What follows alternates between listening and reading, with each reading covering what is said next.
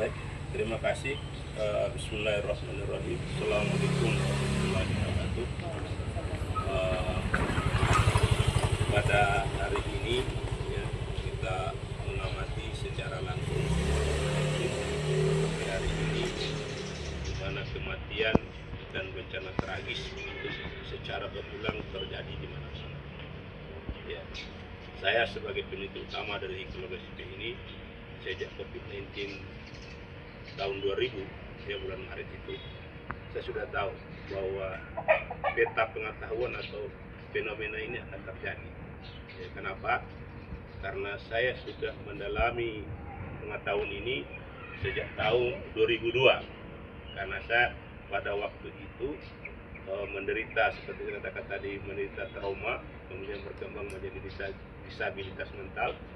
Disabilitas mental itu bukan seperti orang gila, atau disabilitas artinya keterbatasan.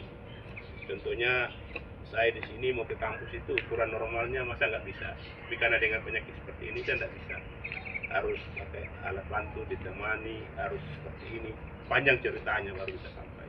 Yang seharusnya itu tidak perlu.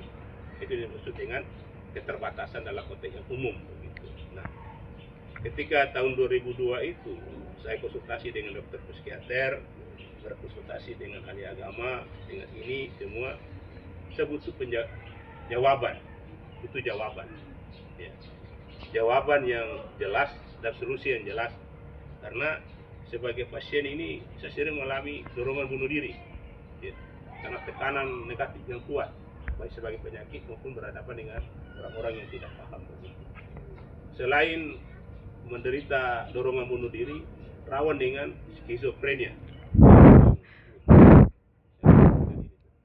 atau kayak yang di rumah itu Abi ya gitu.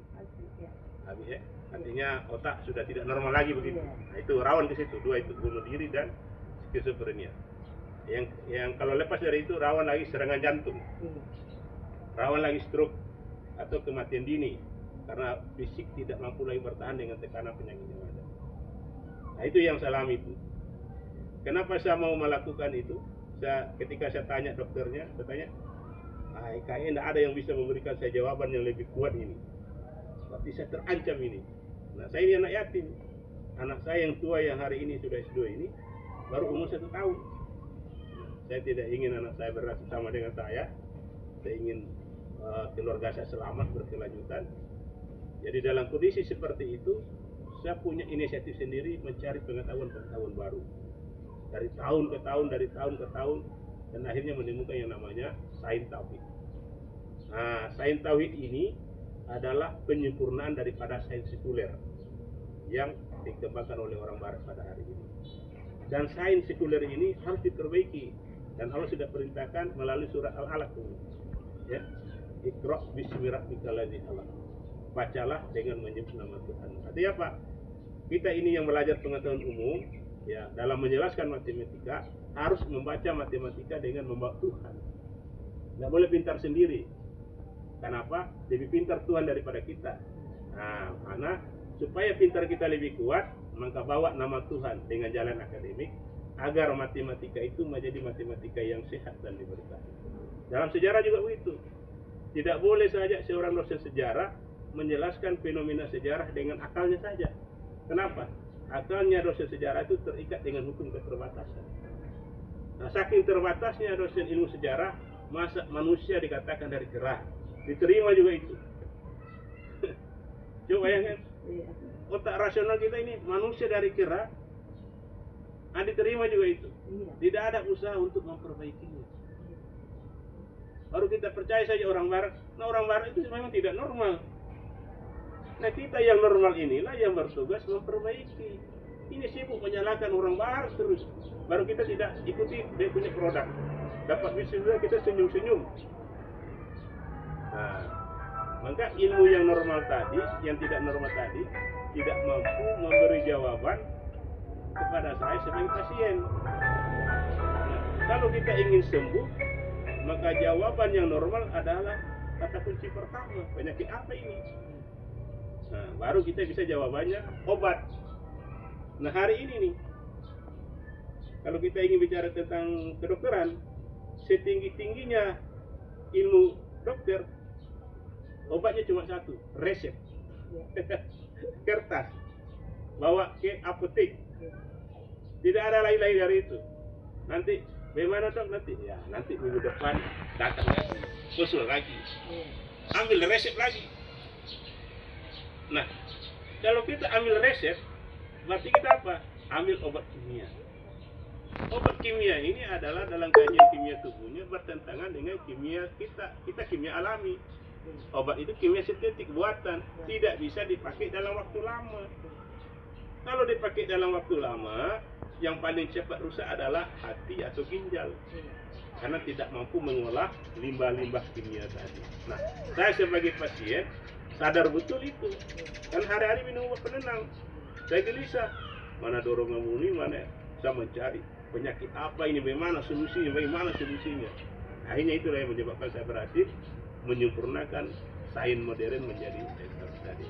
Dari situ saya rumuskan namanya ilmu kedokteran sejarah, ilmu kesehatan terpadu yang dikembangkan dari Al-Quran. Tidak bisa diajarkan secara akademik, tidak bisa dibuatkan program studinya. Gitu. Nah, karena saya mengajar, maka saya rumuskan namanya kurikulum yang sehat. Itu hari ini, kurikulum tauhid dan kurikulum tauhid multikultural. Nah, seperti itu. Nah, hari ini kenapa kita bertengkar berkonflik? Karena kita diajarkan ilmu banyak tapi tidak normal. Maka ibaratnya apa? Banyak makan tapi tidak berkah. Banyak makan tapi tidak berkah. Akhirnya makan itu menjadi penyakit. Maka kita kan ibu sebagai guru nih, nah, bisa merasakan ada stres, ada bunuh diri, susah diajar. Kenapa? Karena pengetahuan umum yang kita ajarkan di sekolah SD, SMP sampai perguruan tinggi itu tidak ada yang membawa diri kita dan siswa itu kepada Allah. Allah itu pengetahuan umum. Contohnya SD, 11 pelajaran, hanya satu pelajaran yang membawa manusia ingat pada Tuhan, itu pelajaran agama. Itu pun diajar seadanya. Nah, kita pelajari. Orang baca Quran saja sembahyang saya stres. Apalagi kalau anak-anak di rumah dimarahi, di sekolah tugas segala macam, kira bagaimana bebannya? Tambah bully segala macam. Nah, maka dengan kurikulum tauhid ini, kita bisa pertama menyehatkan otak kita anak-anak murid. Yang kedua membantu perdamaian. Kami sudah praktekkan di mahasiswa ini sejak 2015. Nah, inilah tujuan kami hari ini, memberikan sosialisasi tentang terutama di pendidikan kurikulum ini, karena dia mulai dari pendidikan dasar sampai perguruan tinggi. Bahkan S2 lebih parah lagi. Contohnya S2 biologi. Tidak ada lagi mulai dari semester pertama sampai nanti dokter tidak ada bicara Tuhan lagi. Kalau biologi itu cuma waktu S1 saja bicara Tuhan, waktu mata kuliah agama. Selebihnya itu hanya nama dan perkataan manusia, menurut Darwin, menurut ini. Nah, dengan adanya kurikulum saya itu membuat materi pengetahuan umum tadi, selain dia sehat, dia juga diberkati. Maka memudahkan kita hidup bahagia di bumi, mati surga. Kalau dia orang Islam, berarti dia namanya kurikulum tauhid terpadu, mengenal Tuhan melalui agama dan mengenal Tuhan melalui jalan akademik. Baik tentara, polisi, semua bisa diterapkan. Nah, saya kira demikian. Mudah-mudahan nanti ibu bisa promosikan begitu, ya, karena ini sangat menyangkut tentang konflik, ya, dan penyelesaian masalah. Saya kira demikian. Terima kasih sebagai kata kunci dari saya bahwa hari ini makanya di Timur Tengah tidak bisa diselesaikan. Kenapa? Ilmunya tidak normal.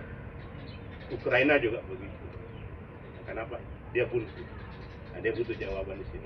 Untuk bagaimana? Nah, tapi yang paling penting adalah diri kita dulu. Demikian. Terima kasih. Wassalamualaikum warahmatullahi wabarakatuh.